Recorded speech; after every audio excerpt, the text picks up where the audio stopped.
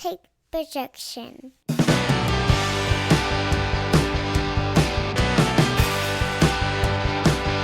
It's Wednesday morning, and you know what that means. It's time for another episode of the Alabama Slam Podcast. I'm your host, Corey Hanna. What's going on, guys? It's Patrick Akers. And we're going to get started real quick. We've got a bunch of stuff to cover. We're going to start off with SmackDown from Friday night. A couple notes first. Grayson Waller effect with Rey Mysterio and Santos Escobar. They're doing their back and forth with Grayson Waller, and then Austin Theory comes out. A couple minutes later, LA Knight comes out and challenges Theory. And I think the winner of that was supposed to get the next match with Rey, right? Yeah. So then Theory cheats and gets another shot at getting his title back.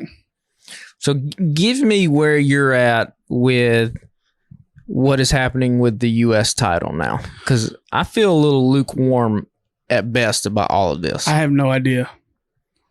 Because the other night I was like, okay, they're going to give our man's finally letting LA Knight get his shot at it. Nope. Yeah. So now I don't know. Why would you take it away from Theory because there's been a lackluster run? You know, put it on Rey, I thought, so that you could, as well, after seeing LA Knight come out the other night, it's like, now we'll put it on LA Knight for a little while and let him run with it. Well, I know they're not going to keep it on Rey for a hot minute, right? What's happening here? I don't know. I mean, LA Knight's still over. He's still great. Yeah. This whole segment, I was just kind of like, I don't know. It feels like whenever SmackDown doesn't have one of the Bloodline segments there, it just kind of spins its wheels.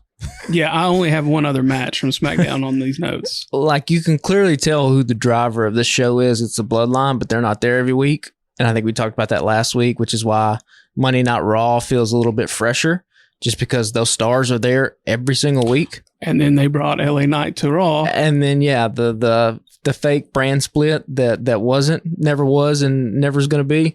But yeah, the opening segment of SmackDown, I was just way more interested if the U.S. title is around LA Knight's waist, because you know that it's going to get there eventually. So what are they trying to build up to, I guess, is my question. I mean, I don't know. If they put it back on Theory, are they just going to turn around and strip him again? Like, what's the point in that?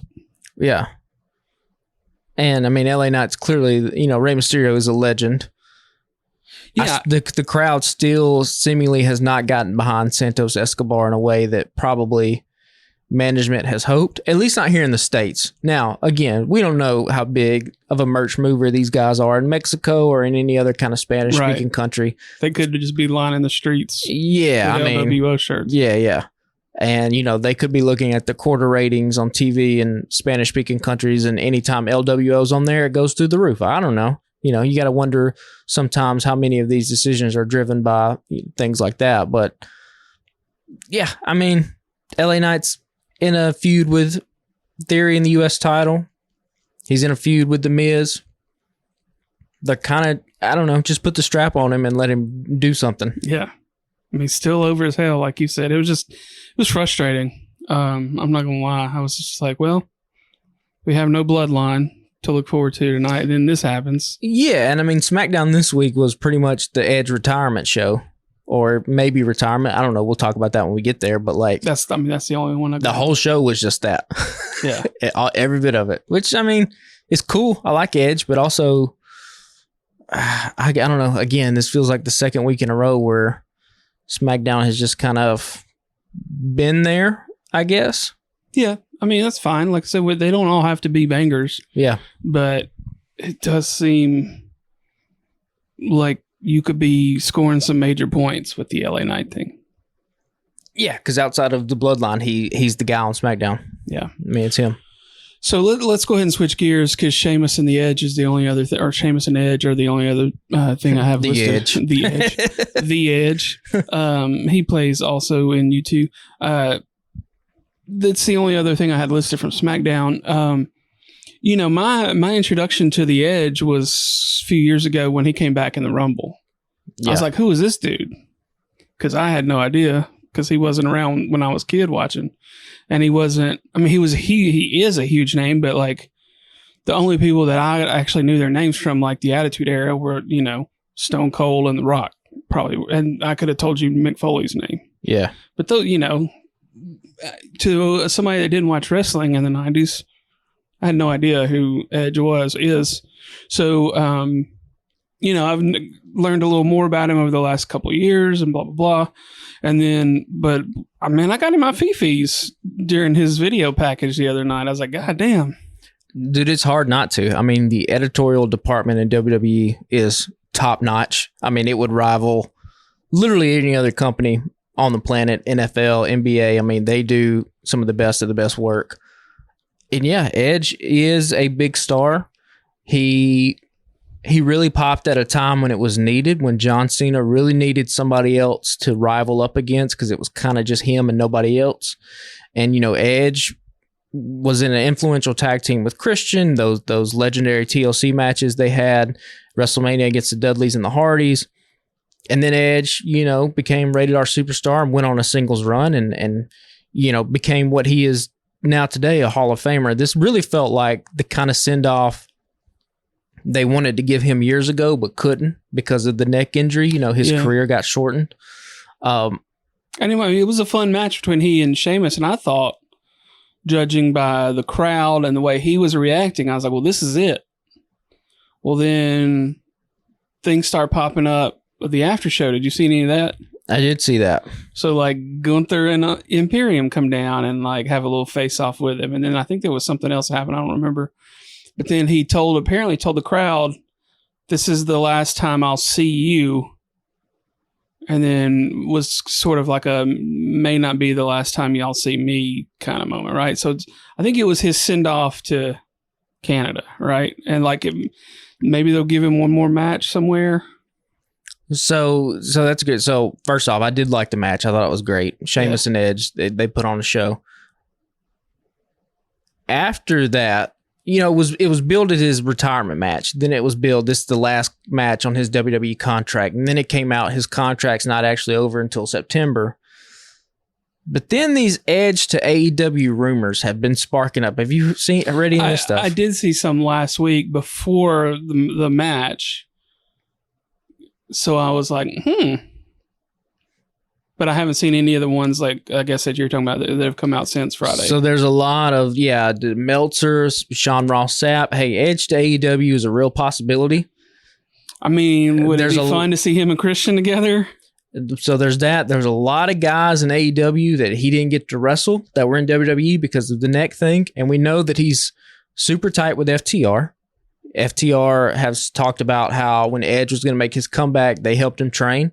They bumped around for him. So they're super close. We know how close he is with Christian. Could CM Punk have been doing a little bit of nod to Edge with his golden vampire thing? Somebody on TikTok broke it down. There were there was a heel tag team that dressed in gold in the WWF that actually trained Edge. I didn't know that. The vampire thing with the brood, it was a whole thing. Could that be something? So I don't know, man. When you're a guy like Edge, you always have to wonder. Daniel Bryan was in a similar situation, right? Where in WWE, he has gone as far as he is going to go, right? I mean, literally, he is a Hall of Famer. You can't go any higher. Right. He's made a ton of money. And so if you want to scratch that itch artistically and you want to kind of push the boundary a little bit, AEW is the perfect place to do things like that. I mean, you could run down a list of opponents. Edge has talked about his admiration for his fellow countrymen and Kenny Omega. Edge and Kenny Omega, sign me up for that. Yeah. You know what I mean? There's all kinds of other guys that he can wrestle that are over there in AEW that has kind of, Edge and Christian versus the Young Bucks. You could do all kinds of stuff like that. So we don't know when his contract is up. They said, I read end of September. So it ain't happening at Wembley. So that was the thing, yeah. And I think that came out because kind of to put a little bit of water on the flame of Edge is not going to show up at Wembley Stadium. Listen, if let's go with that Edge does walk into AEW, in November or whatever. The obvious thing would be to pair him up against Christian or pair him with Christian. But I think if you get another WWE legend to come into AEW, I mean, it is staring you in the mouth to do some kind of ex WWE stable versus AEW think about a CM Punk and a FTR and Christian and Edge, all as heels up against Omega, the Young Bucks, Hangman Page, and the other guy that I would insert into that group is MJF. MJF, yeah.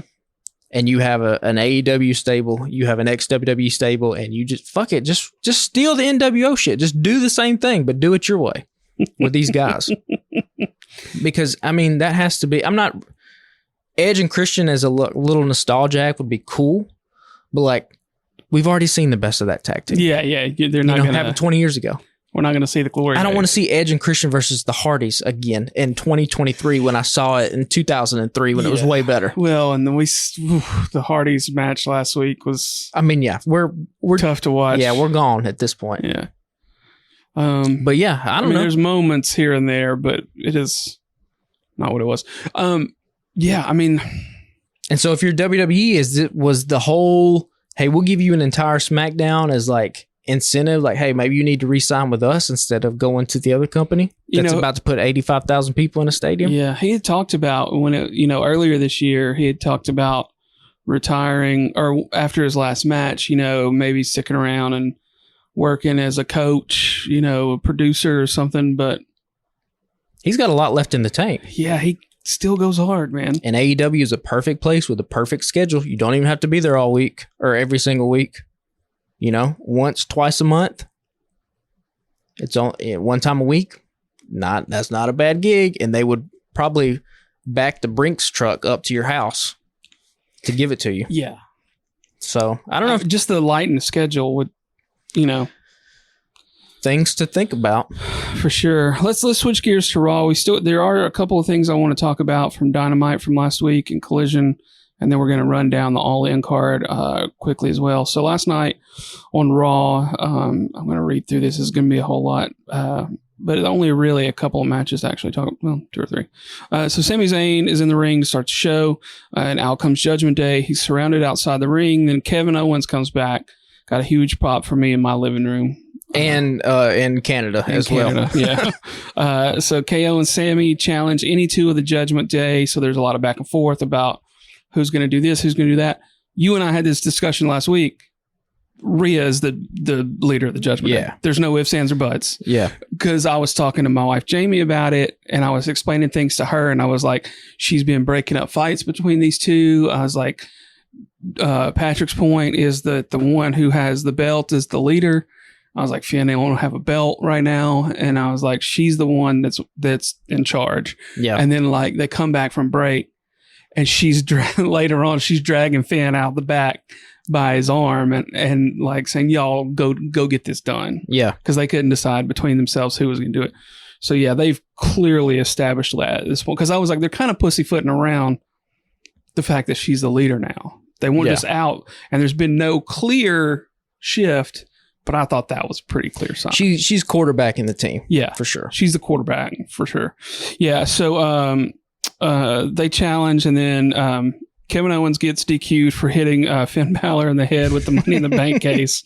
And there's still a bunch of time left. And then Cody Rhodes comes out to help Kevin and Sami, and they challenge the Judgment Day to a trios match.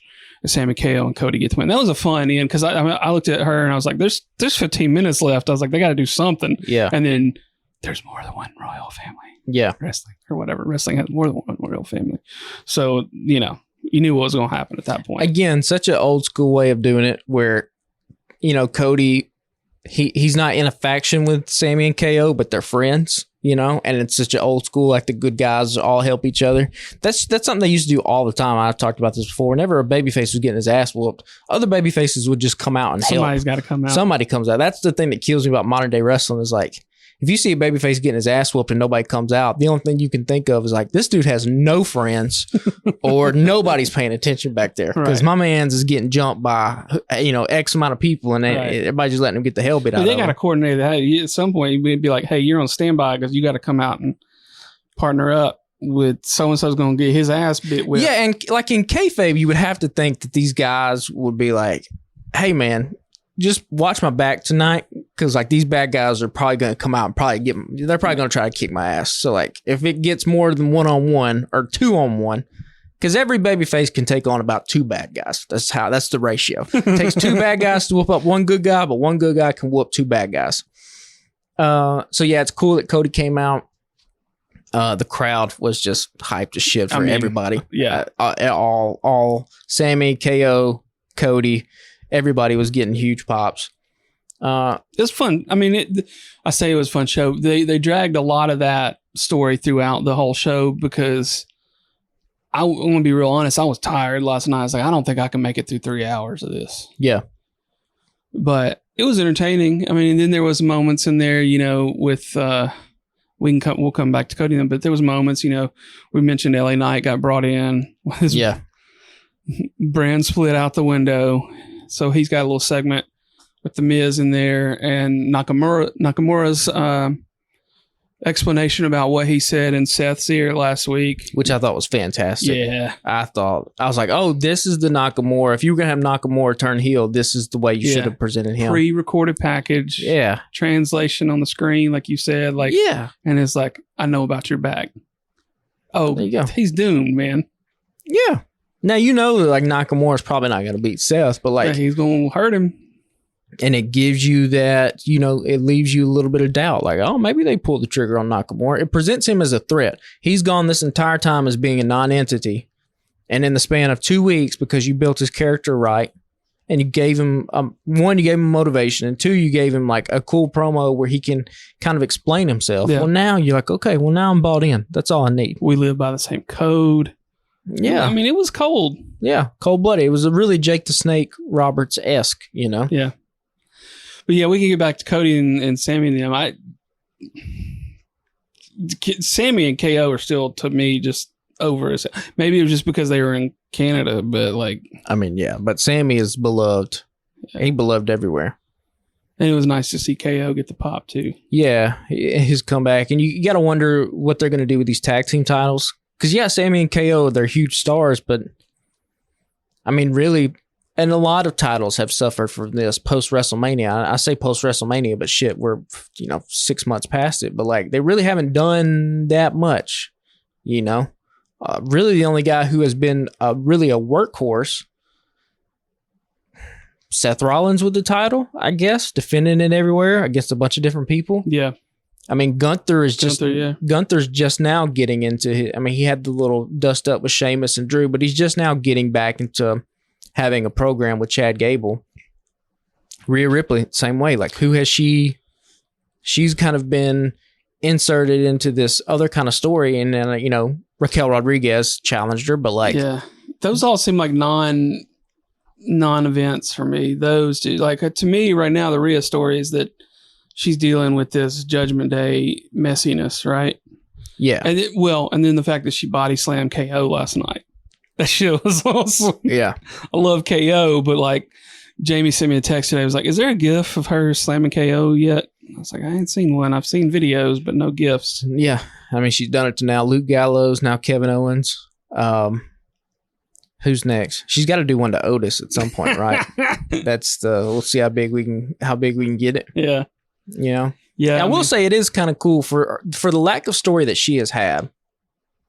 It is kind of cool that she is the head of a stable filled with other men, and she's not like a valet or like any kind of love interest. She's just in charge. Yeah. And they look to her to lead. And, that's something that really hasn't been seen in wrestling before. I mean, I guess you could go back to like China, but like China was not the leader of DX. She was just kind of there. Yeah. Rhea Ripley is the leader of Judgment Day. Yeah. I mean, where I didn't feel like it's been clear before, it's clear. Yeah. They made a statement last night. And newly engaged to our fan favorite Buddy. Yeah. Buddy Murphy. Yeah. And I was sitting eating a bowl of cereal today and was just like scrolling through TikTok. Have you ever seen her with blonde hair? From like back in the day? Yeah. Okay. I'd never seen her. Her look has changed drastically. Because I'm just sitting there eating and they're like, yeah, this is Rhea Ripley and blah, blah, blah. And I was like, And then she started talking. I was like, wait a minute. Hold up. It took several seconds for it to register. I was like, this is wild. And I sent it to Jamie. I was like, Just caught me off guard because I had no idea. Yeah. And the cool thing, Rhea Ripley's only what, 26, 27? Yeah. It's crazy to think about. Yeah. You're that good, that young. For sure. So the other thing that caught me off guard last night, well, I don't want to say it caught me off guard because there were some signs during the match that something could go sideways, was we got Chad Gable versus Gunther, and then Gable wins via count out, but he doesn't get the title because he got it win by pinfall or submission. Yep. But, I mean, it left, Gunther was mad. He was big mad. Again, you want to talk about old school booking, the babyface winning, but the heel not losing the title. I mean, it doesn't get more 1982 than that right there. Yeah. You know what I mean? This was fantastic. I mean, Chad Gable, we talked about, with his character and with his wrestling ability and his pedigree of having that Olympic background, it doesn't take a lot of work to get him to where he feels legitimate enough to challenge a guy like Gunther, who I think this was the first singles loss he's had on the main roster. Oh, I don't know. I think that's what the big deal was. It's the first time he's lost. Yeah, it might have been. Since he's been on the main roster, which is, again, crazy to think about. And, it makes you believe, like, hey, Gable can pull it off. Yeah. Now, whether they actually pull the trigger on that, I don't know. Yeah. It kind of would have to, if you have plans for, if you're going to take the title off Gunther, the only thing that he can go up to is the main event level to where he can challenge Seth Rollins for that World Heavyweight title. And so maybe they're getting ready to do that after Nakamura. Maybe that's what happens. And if you want to do that, then maybe it is the right call to have Chad Gable win in some kind of fluky way. He gets the IC title. You can have Gable do a little bit of run, kind of build him up as you get closer to WrestleMania. And then you have a guy like Gunther, post Royal Rumble, can set his sights on the World Heavyweight Championship and Seth Rollins. And you can have Seth and Gunther for the World Heavyweight title at WrestleMania. Yeah. I say we move on because I've got a few things I want to touch on from AEW before we get into All In card. What's your first thing from AEW? Eddie Kingston's back. Oh, before we do that, can I don't know if we're going to shit on it. I will shit on it. Can we talk about the Texas Chainsaw Massacre death match? Let me read you my note. Jeff Hardy versus Jeff Jarrett in death match. Well, that was odd. That's all I have. Listen, I love the fact they are trying to get into branching off into different elements of pop culture and advertising these things, right? They're not the only one that does it. We've talked about before, what was it? The Rey Mysterio Dominic match at WrestleMania was like sponsored by Cinnamon Toast Crunch or whatever. And there was another one that had, I think it was Gunther's match, was like Rocket Mortgage, was all over the banner. So look, I'm not shitting on the advertisement itself. Mountain Dew. Mountain Dew, Code Black, yeah. Bragg, whatever the hell that shit was, okay? So this is not an AEW exclusive problem. I just thought these were the worst two dudes to put in any kind of thing like this because the match was just crazy and like not a good way. Like there's crazy in a good way where you're just like, you're invested in the camp of it. And there might be some listeners who are like, hey, I thought it was fun as shit. Like, I don't get it. When Leatherface came out, I lost my shit. And that's cool if you thought that. I mean, I didn't think that, but also, who was Leatherface, you think? Was it Luchasaurus? Maybe. That's my pick. I'm pretty sure it was that guy. But anyway, the match was all over the place. Okay. And I mean, chaotic to the point where I think even Taz was like kind of shitting on commentary a little bit where he's like laughing. Because we got Satnam Singh in overalls. Like, why? Why is he back in overalls? Why is Sanjay Dutt back in a cowboy hat and boots? And then, Leatherface comes out. Clearly a fake chainsaw, but they're doing the chainsaw shit anyway. Now, I will give AEW a pass. Because I think it was reported they got like 6 figures for this. And, of course, a lot of the proceeds went to the Maui Wildfire Fund. So, like, hey, coming from a good heart, if I was the booker and I got approached with this and they were like, okay, we can do this, but it's 6 figures that go to charity, I might go, okay, fuck it, I'll do it. But I thought this was just for all the comparisons to like WCW that we made last week in not so a good way, this felt such like fucking 2001 WCW, where it just is all over the place, and you're like, this is a train wreck that I kind of can't stop watching. I think it was probably these two dudes, though. Like, we've seen unorganized matches like this take place that were a lot of fun, like stadium stampedes and shit, right? Yeah, with Hangman coming in on the horse. Yeah, shit. Cool moments like that. We've seen chaotic kind of stuff that could go, it's hard to follow, but they just seemed like they didn't know where they were supposed to be last week. They went through a dark tunnel for no reason. What the fuck? What was that? Yeah. Yeah.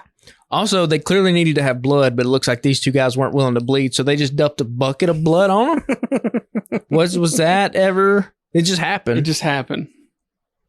And it's like from the get-go, Double J's got a bucket of blood on him. And Yeah. you're like, okay, well, that was weird. Karen's dressed in white. She's covered in it. So, like, She's Yeah. annoying as piss, too. Can we just say that?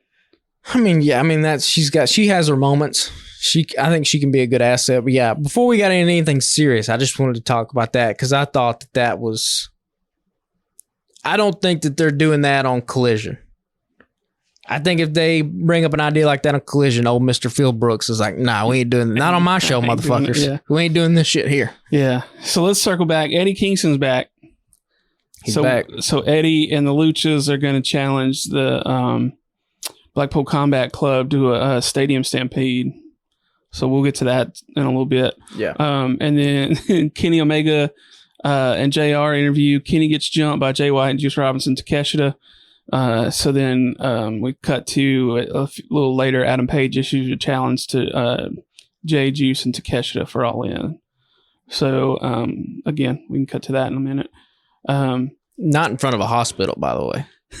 I hate when companies try to do shit like that. Yeah. Hey, I'm out here in front of No, you're not. You're in a loading bay because no ambulance would pull in front of a closed steel door. Come on now. Yeah.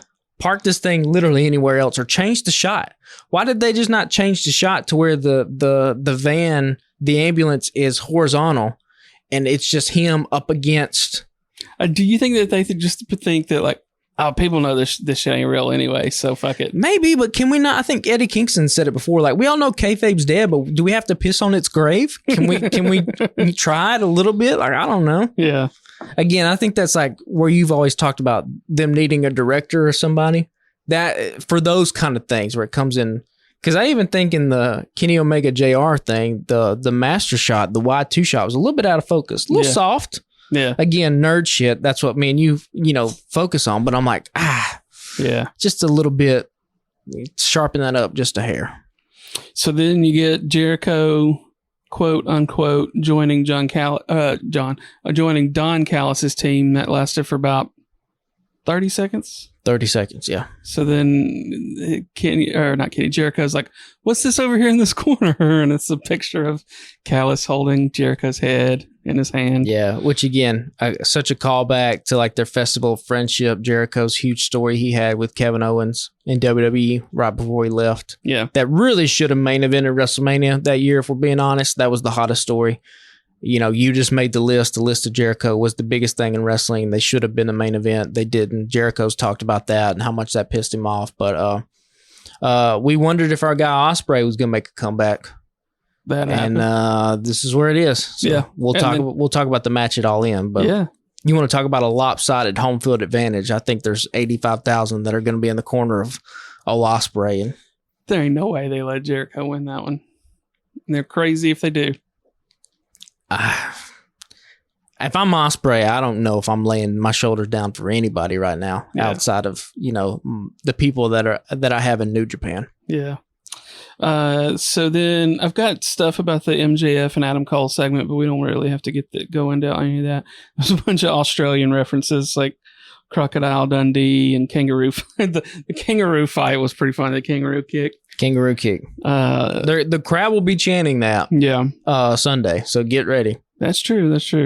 So then, I don't know what do you think is going to happen? The Acclaimed, we're going to have a match with a couple jobbers, and then the House of Black show up, beat the fuck out of the Acclaimed the other night. They are quote unquote forced Billy Gunn into retirement, and then we still don't know what Malachi said to Billy. Yeah. You know, to make him take his boots off and leave him in the ring. You gotta feel like he's coming back soon. He's got to be coming back. And again, just a quick reference to Malachi whispering something. I mean, somebody in WWE is watching the AEW product because they literally did the same thing with Shinsuke and Seth. A week later. 2 weeks, maybe. So, I mean, somebody's watching it, but, or just, that's a lot of just parallel thinking. Yeah. One or the other. No, I think Billy Gunn's got to make a comeback. I wouldn't be surprised if we get House of Black versus the Acclaimed and Billy Gunn at All Out. Because you got to think, we have All In Sunday. Yeah. But there's another pay-per-view the next week that they've announced some matches for. Yeah.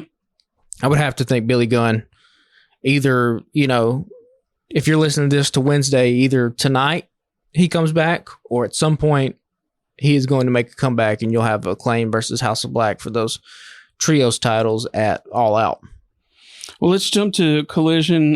We already briefly mentioned the Golden Vampire match the other night with, it was revealed that was CM Punk versus Samoa Joe. And then, so Punk accepts Joe's challenge for All In. So we're not going to get the Punk versus Omega like I thought. No. Kind of hope we would get. No. And then just, I had to include this, Jay White versus Dalton Castle, and Castle's talking to the camera on the way down, you know? Well, Yeah. it wasn't like a promo. Well, Kinda-ish. Because, you know, LA Knight's been doing it to the crowd.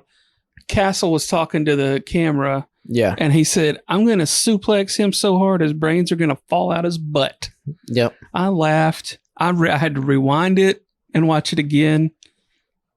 I said, and it's funny because I said last week I'd like to see more Dalton Castle on TV instead of on Ring of Honor. And so here we go. So now to our list of guys we would rather see get screen time than Jack Perry. We have Ethan Page. And now Number one. Now we can add Dalton Castle to that list. Dalton Castle. It just the list keeps growing. Again, I guess I am a hater at this point. Fuck it. But yeah, that's the first thought I had when Dalton Castle showed up. I'm like, oh, if you give this dude consistent screen time, he would get over. You would have Party Peacock shirts. Yeah. All selling out the wazoo. Yeah, in a heartbeat. But, you know, you want to think about his age. He's 37. I mean, he's not a spring chicken. Doesn't look it, by the way. But he's 37, has had some injury problems. So, you know, could that be a reason why, you know, Tony wants to use him in Ring of Honor, not AEW? I don't know. I just think that, again, I feel like I'm just shitting on Jack Perry. You just fucking switch the guys. Put Jack Perry in Ring of Honor. Jack Perry in Ring of Honor to get a little bit of seasoning, I think makes a lot of sense. Yeah. He's in his current iteration, he is not ready to be on TV. Now we'll see what he does this week, retiring the FTW title. But the game has changed, son. Since you were gonna quote unquote be a star in that company, they brought in a fuck ton of talent. A lot of people. They didn't have Eddie Kingston when you started out. Yeah. They didn't have Claudio Castagnoli. Yeah. You know, nobody knew who the fuck Orange Cassidy was for the first few months. And, you know, you've seen people grow like an Orange Cassidy. Orange Cassidy has now grown to one of the biggest stars in AEW. That's a good point. Jack Perry, the what he does not do well has now become a glaring hole as you fill it with other dudes. Yeah. FTR, Claudio, Adam Cole, all these dudes, Samoa Joe, all these dudes who are just fantastic at their job. And I mean, hell, Ethan Page, man. I mean, again, we'll keep adding to the list. I'm not giving up on Jack Perry, but like, and I know, I guess I have given up. I fucking brought him. I name dropped him without you even saying anything about him. But like, I have that list going of guys I'd rather see than Jack Perry, and Castle's on there. His in-ring talent is fine, and I don't know that he's cut out for singles competition. And he's definitely still not there on the mic yet. There's been flashes where you're like, okay, well, this is pretty good. But those were like pre-tape segments. Yeah, and you can hide a lot of people in a pre-tape. You can do a lot to hide people. But, yeah, I don't know. We'll see what he does with his FTW retirement match, or retirement ceremony, I should say. But, yeah, Dalton Castle, Jay White, back to them. Thought it was fantastic. I don't know if you saw on TikTok, but some woman ringside excuse me, had a sign that said, "I named my fish Juice Robin Swim." And I think Austin Gunn saw it at first, called Juice over, and then Juice came over. They took a picture. So you're the first one to get a picture of me with my gold tooth. Juice Robinson, shout out to him and Tony Storm for just being like, what does AEW not do well? They don't do character work. So Tony Storm, I'm going to fucking dress up like I'm in Sunset Boulevard, and I'm just going to have this gimmick going. She's been absolutely fantastic these past couple weeks. And Juice Robinson, like I said, has just brought back the cocaine wrestler of the 80s where he's just chaotic. Unwired. And he is going to be a huge babyface whenever Bullet Club Gold turns to good guys, and I don't think they're that far away. They're really close to every time that... They're over. I mean, people love them. Jay White's going to come out there, put the guns up, and they're really close to having the entire crowd, and synonymously putting their fucking guns up in the air. Put in that cardboard finger. And then the card blade was just... I mean, again, it's so simple. Like, the stupidest things, if you just treat them seriously. This is the Jericho thing that we talked about with Daniel Garcia. Jericho's trademark. Find something really, really stupid, treat it as seriously as you possibly can, it will get over. It's a equation that has lasted in the wrestling business and will continue to last for forever. It just makes for great television. So get a cardboard cutout. Hey, how's it going to get over? You just fucking keep bringing it back every week. And do stupid shit like from out of camera to put that arm in the frame. And Jay White, like we've talked about, everybody undersold how good this dude was. That dude should be champion in AEW sooner rather than later. I mean, he is in every sense of the word. Yeah, I mean, there were a lot of people, like, we've had one TikTok that fucking blew up and has had over like 100,000 views and a fuck ton of comments and things. And I've been saying for 2-3 weeks that I was going to get back into doing those again. I just haven't had time.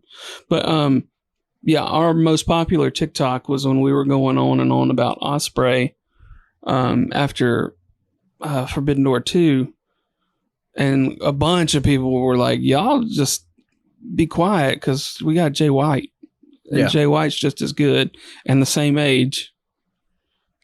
And probably Will Ospreay's not bad on the mic, but Jay White probably has him in the promo department. I've always jokingly said, Jay White is what everybody wants Adam Cole to be. Yeah. We'll see. We'll talk about Adam Cole a little bit later when we preview the All-In card and see what they do with him. But yeah, Bullet Club Gold, man, we're close. Yeah. We're close to them just being the hottest act in the company. You can feel it. I feel like it's got to be there because I'm not typically a heel guy, right? Yeah. But I love Juice and I love Jay, and then like them teaming up with the Gun Club has been nice, and then. I mean, like I said earlier, like they're getting those huge pops. And when that shit starts happening, when people stop calling Austin and Colton Gunn the ass boys, that's when you'll know, like, okay, this is the biggest babyface group in the company. Yeah. And we're, I don't think we're too far away from that happening. Well, let's go ahead and switch gears to the All-In card then and get to the main event. We just mentioned Adam Cole. So let's do MJF versus Adam Cole first. I haven't looked at this card as one complete unit yet, so this is going to be interesting. Because I was thinking about it today when I was outside with my dog. I was like, there's going to be some good shit, but I'm not super pumped up. Like, I feel like I should be for this to be a Wembley. Oh, I'm stoked. My excitement level's through the roof. Once I read through it, it's probably going to be different. But I just from what I could pull off the top of my head. I love UK crowds. That's what I think I'm most excited about. It's just the crowd. I mean, outdoor event, 80-something thousand people. I mean, let's just think for a second. AEW has been a company for 5 years. And a lot of people were like, oh, a second wrestling promotion in North America will never work. Like, you can't compete with WWE.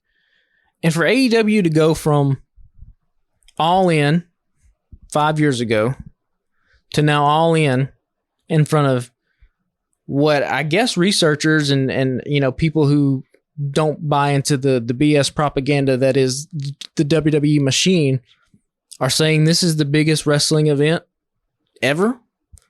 That is wild. That's wild. Yeah. That's crazy. MJF kind of hit him in his promo. Was like, hey, the first All In, I barely got on the card.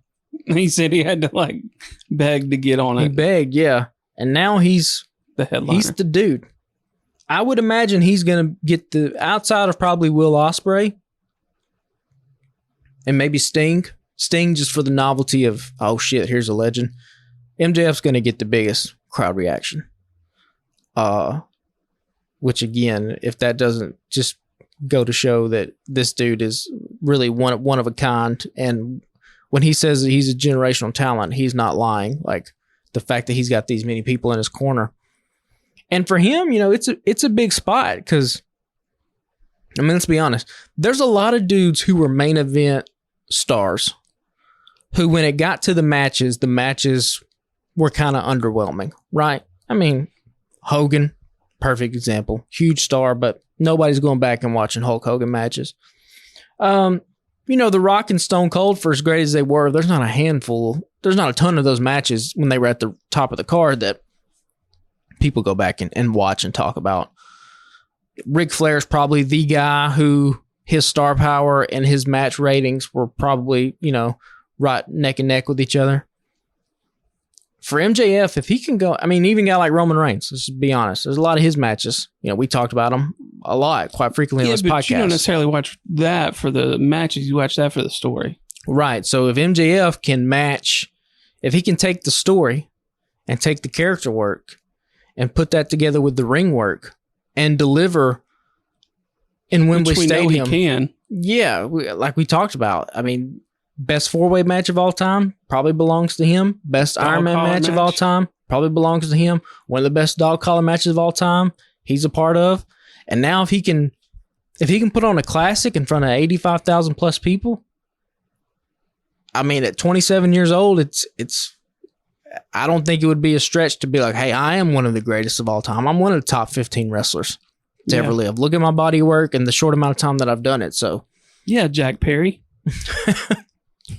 I think he's got a lot to, in terms of like the wrestler who has the most to gain from this weekend.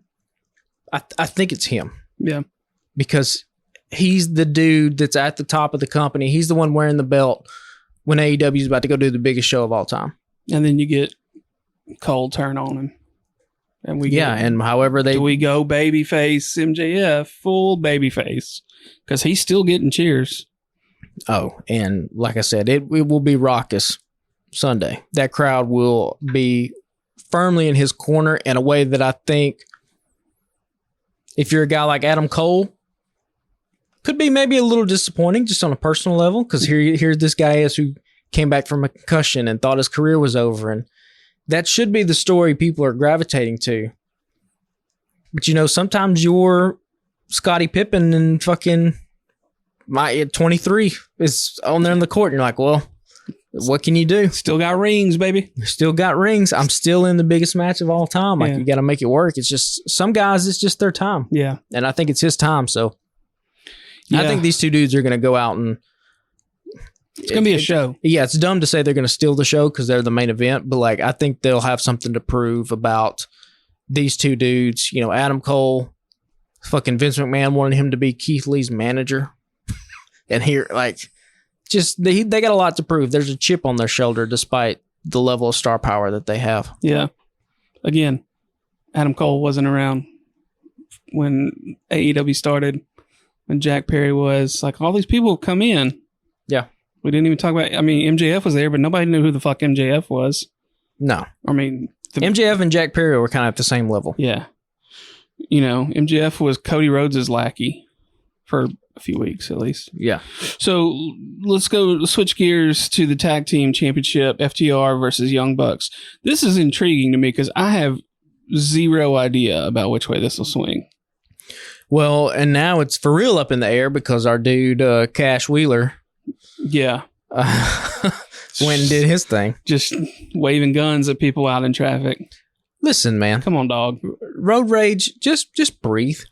Just take a breath, okay? You know, it ain't that serious.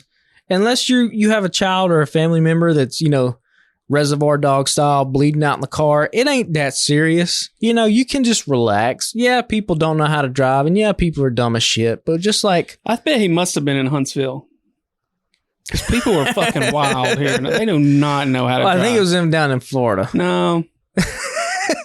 The Florida thing makes sense because this is the type of story that only makes sense in Florida. You know what I mean? Like, professional wrestler gets pissed, pulls a gun. My man just drove down there from Nashville. Don't he live in Nashville? Am I making that up? I don't know where he lives. Yeah. They said I watched this is how much of a nerd I am. I watched the fucking arraignment case because somebody had it on TikTok. So his attorney was like, he owns a house in Maitland. Oh. Which I get. And I mean, he's probably wealthy. He can own multiple houses, but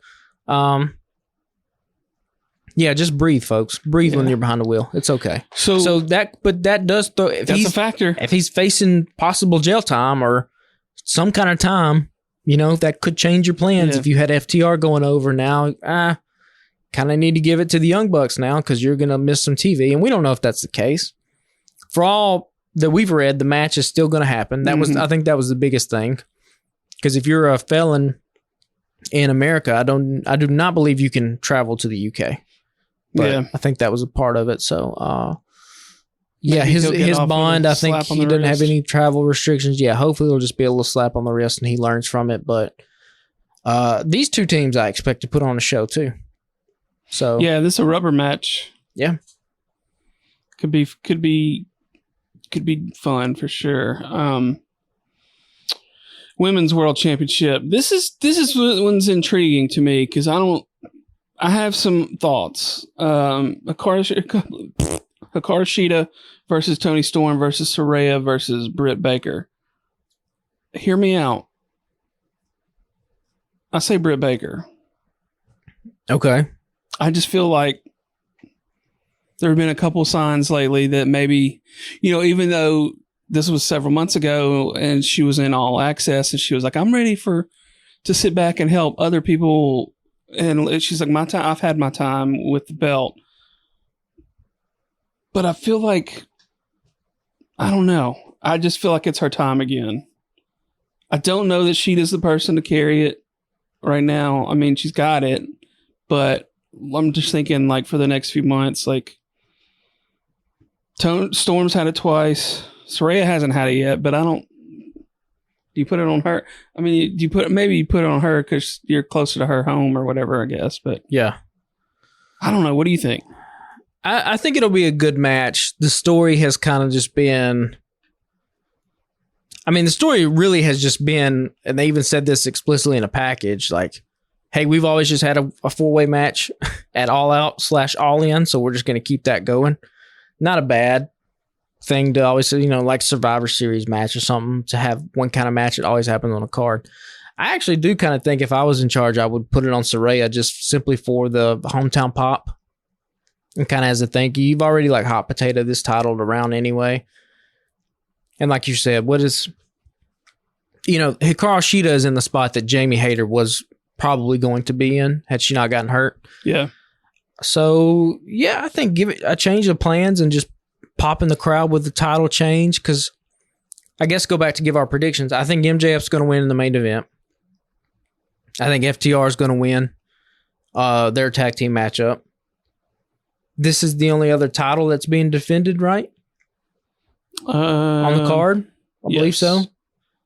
Because Orange Cassidy doesn't have a match.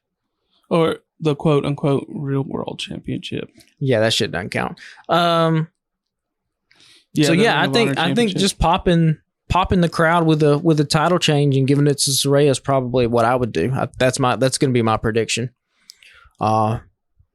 We'll see what kind of chemistry these four women have, but it just sucks that Jamie Hayter, for the run that she was on, is not able to be in this spot because of health. And, it's unfair sometimes what happens. But, yeah, I'll go with Saraya in this match.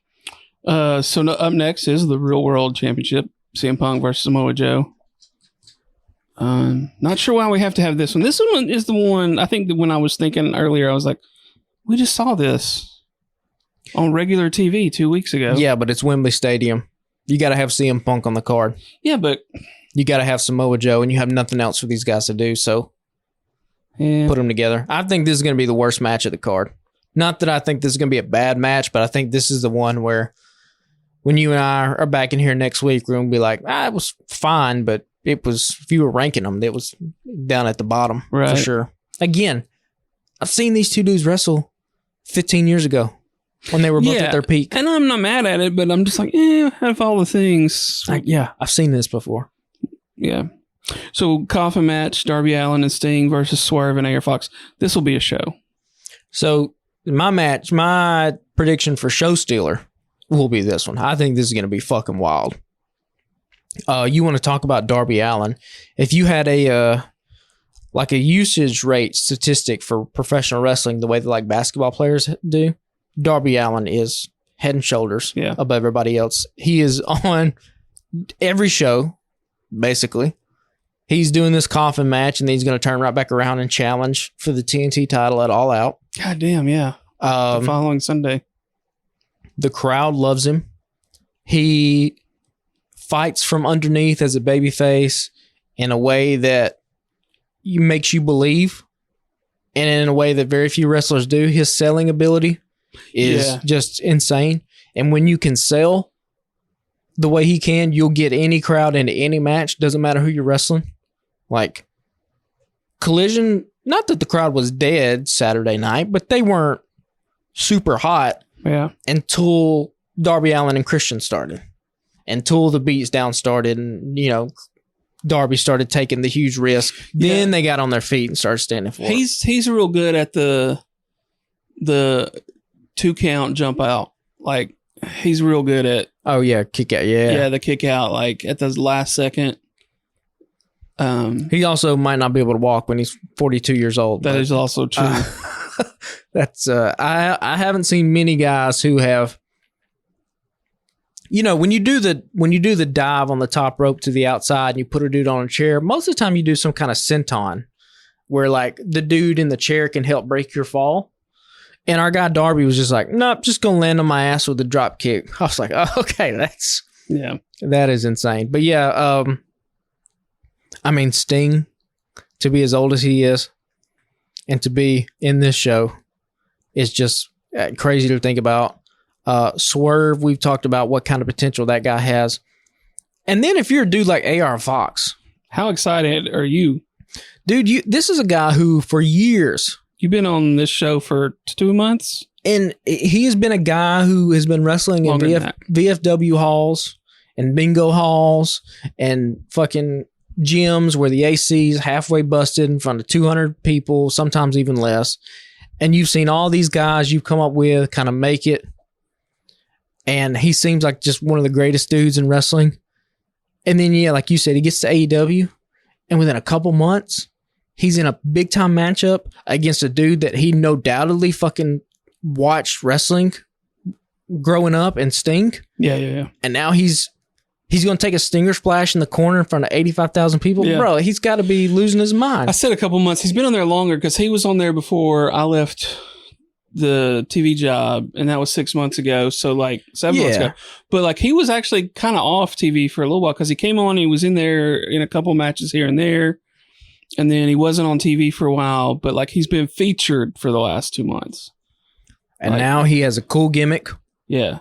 He's with a star. He can play second fiddle to a huge guy, huge superstar.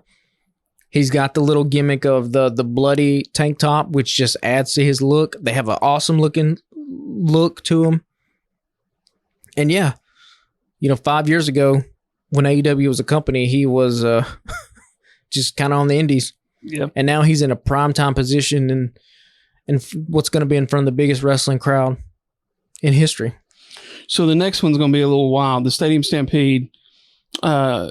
Eddie Kingston, Best Friends, Orange Cassidy, and Lucha Brothers versus Moxley, Wheeler Yuta, Claudio, and 3 other people to be determined. Which I'm wondering if we're going to get some surprises there, or if they're just going to put, announce this, because we still haven't talked about surprises yet. We can get to that in a minute. Do you think any of the surprises will be, do you think we'll get some New Japan people with them in the Blackpool Combat Club? See, I was trying to think. I don't know. Like, But why would you hold that off and let that be a surprise unless you honestly don't know who it's going to be? Yeah, I don't know. Because the New Japan guys, Shota Umino, who is Moxley's protege, I mean, I don't know why he would be a surprise. He's teamed up with them now a handful of times. I feel like you would just announce that. Yeah. I don't know. I don't want to say that they don't know who it's going to be, but I kind of get the sneaking suspicion they might not exactly know who this is going to be quite yet. Could be. But this will be wild for sure. Now, Stadium Stampede is different from Anarchy in the Arena, right? I mean, it's the same, but Stadium Stampede has always been taped, I guess is what I'm trying to say. They've always done it in Jacksonville Stadium. It's always been taped over multiple hours. Right? They're going to do this live, right? You would think. I mean, you don't go to Wembley to put something on a screen for 20 minutes. Yeah, I don't think that there's any way in hell that that's happening. So, I'm curious to see how they pull this off and not have it be a complete clusterfuck. But maybe it is. Maybe that's going to be the appeal of it a little bit. Like I said, that's why, if you'll remember Anarchy in the Arena, that's where like they've always played Wild Thing for like 6 minutes while everybody's just getting their ass whooped, Keep going. And I guess, if you want to call it Stadium Stampede because you're in Wembley Stadium, I mean, that makes sense. But I wouldn't expect anything crazy like, nobody. Man on a horse. Yeah, I don't think there's going to be any kind of spots like that. Nick Jackson doing the Northern Light suplex for 100 yards. I don't think you're going to see anything like that. Also, you have people there, right? Like you're packing the stadium. So. Matt Hardy running over Sammy Guevara with a golf cart. If I was in this match, I would go to production and I would be like, if me and so-and-so fought all the way to the top of the stadium, could you see us? That would be my goal. They'd be like, okay, me and Claudio are going to fight. We're literally going to get up into the 400 section nosebleed, and that's where we're going to make our way up there to the end of the match. And we'll bring it to the people. Yeah. That would be... I've never seen that in wrestling before in a stadium. Oh, them cameras got lenses for days. Yeah, they're fine. That's what I'm saying. So that would be my idea. And I'm like, who wants to do that with me? Because, they're going to have a camera midway up the crowd. Anyway, all you got to do is turn that bitch around. Yeah. So you put one dude in literally the nosebleed section, two dudes, they funnel off and they do something. And then you get, you have a couple guys in the ring. You have a couple dudes out in the concourse area. Just, if you're going to spread them out, spread them all out. The sucky part would be like if I'm the dudes that got to the nosebleed and they're like, all right, cool, but we still need you for the finish. So you got to fight all the way up there and fight all the way back down. Bring your ass all the way back down, yeah. So then next up, Golden Elite, which is Kenny Omega, Hangman Adam Page, and Kota Ibushi versus Jay White, Juice Robinson, and Takeshita. That's going to be fun. That'll be fun. That'll be a wild match, too.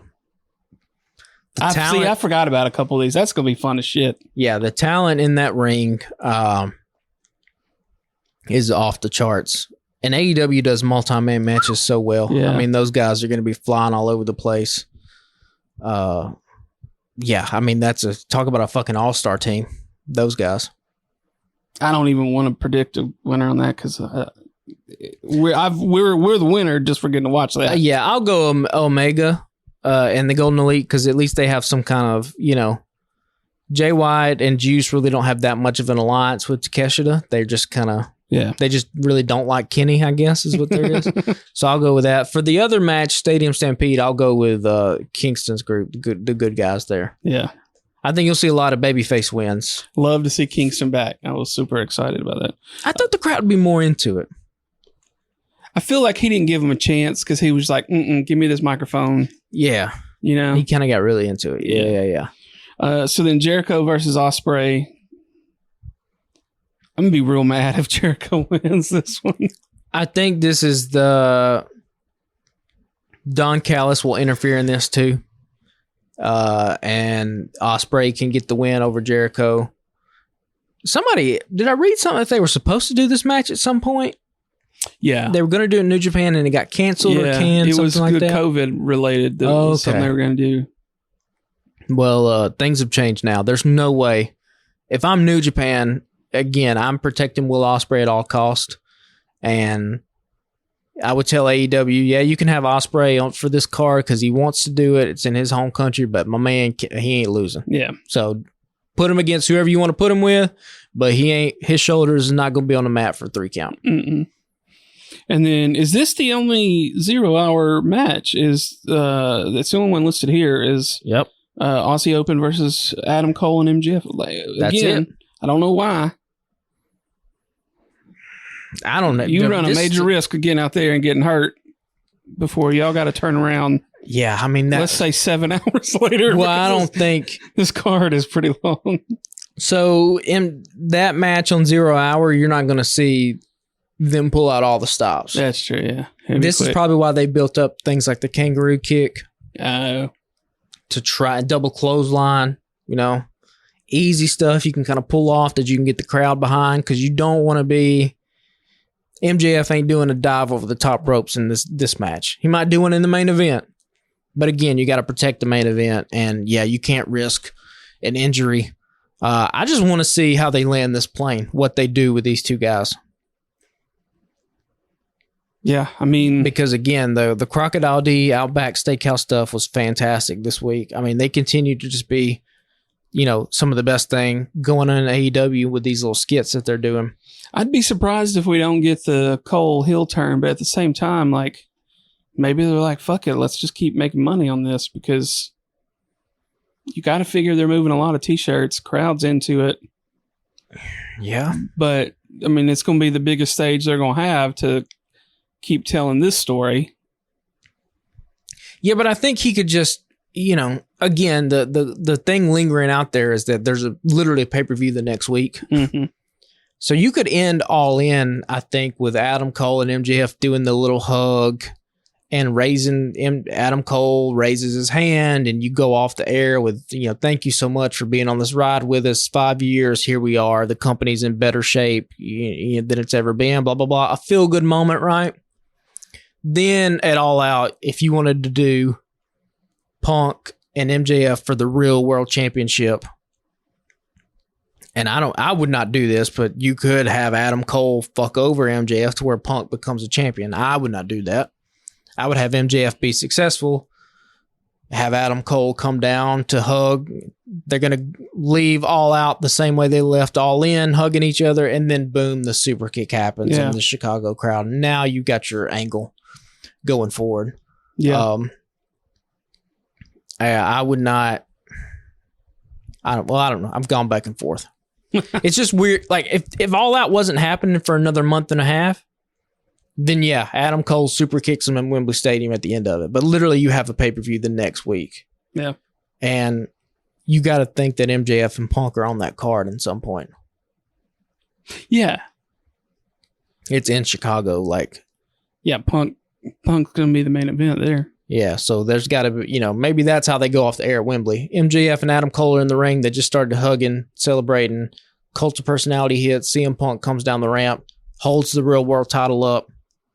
MJF holds the real world title up, but in the background is Adam Cole, just kind of like looking at both of them, being conniving and sneaking. Mm-hmm. And then you can, then you can set that up going forward. Yeah. Well, that's going to do it, I guess, unless you got anything else. Oh, surprises. You got any predictions on what we could see? Doesn't look like we'll see Edge. Yeah, Edge. For the longest we talked about Drew McIntyre possibly, but that's been out of the realm of possibility for a while now. I mean, I don't know who is out there that you could bring in. I mean, the surprise will literally be whoever joins up John Moxley in the BCC, but do you think is there a status update on Mercedes Moné? Her injury?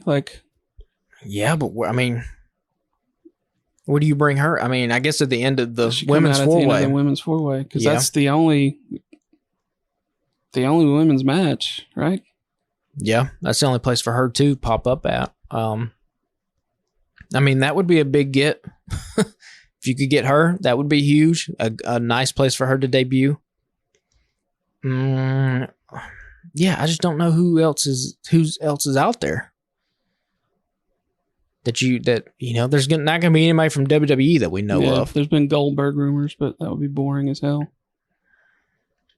And again, we're just Goldbergans. If Goldberg is the fucking member of BCC, that would kind of be. I don't know if I'd be too mad at that, but who would he be going why? Yeah. Why would he team up with Blackpool Combat Club? If Yeah. Goldberg's going to come into AEW, he comes in with MJF. And they form a Jewish super pack of super Jewish superheroes. That's the only way to do it. But yeah, I could see Goldberg just kind of debuting. If we get a thing where Tony Schiavone's in the ring and they kick it down there like we got a big announcement, then you'll be like, okay, well, this is where fucking Goldberg comes out. Yeah. That'll be that. And there could be something like that. But Well, or fucking Tony Nese is in the ring. yeah. Tony Nese and Mark Sterling in the ring. I'll text you and I'll be like, all right, here comes Goldberg. Yeah. This is where this shit's about to happen. Yeah. Well, I guess that's it then. We haven't seen Jade Cargill in a while. Do you think we'll ever see her again? Yeah, so I read something before we started rolling that she's probably going to pop back up pretty soon. Okay. So, well, if y'all don't already, follow us on Twitter and Instagram and TikTok at Alabama Slam Pod. We are on Facebook. Just search Alabama Slam Podcast. We have a network of fellow podcasters at thealabamatake.com. You can follow the Alabama Take on all social media. There are weekly podcasts from us, and me and some buddies of mine have a Star Wars podcast called We Are a Star War.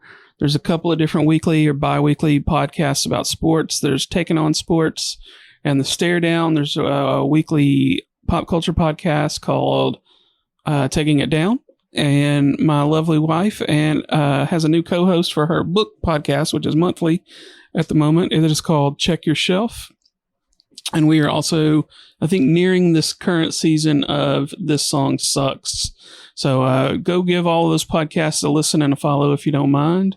We would appreciate it. And go to tpublic.com. You can search for Alabama Slam Podcast and get t-shirts, stickers, mouse pads, and all kinds of shit over there with our logo on them. And any of the Alabama Take logos are there as well. Patrick, final thoughts? no, we got a big weekend of professional wrestling.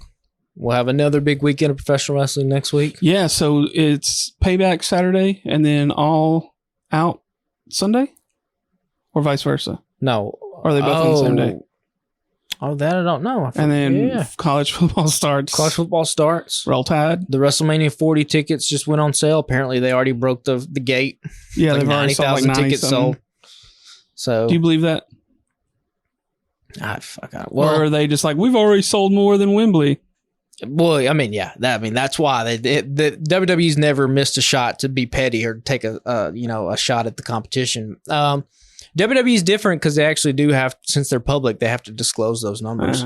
So that's where, like, when I was getting to, like, WWE claims they had the attendance record, Dallas 101,000. You actually go look at the ticket sales. I think they distributed like 81,000. The 101 was just like a fucking made up number. Sometimes you just make shit up. Yeah. But because they're public, yeah, they have to disclose that stuff. But I would venture to guess you're going to get, Lincoln Financial Field, I think, holds about, 70,000+ people. So by the time you put chairs there, and again, you got to think WrestleMania is 2 nights. Duh. Okay. So 90,000 over those 2 nights. Gotcha. But clearly a lot of people want to see what we all anticipate to be the coronation of Cody Rhodes as the undisputed champion. So we'll see if that comes to pass. Yeah. I still got to watch that documentary. Shit. All right. Well, that'll do it for us. We hope y'all will tune in again next week. We'll talk to y'all then. Later, guys.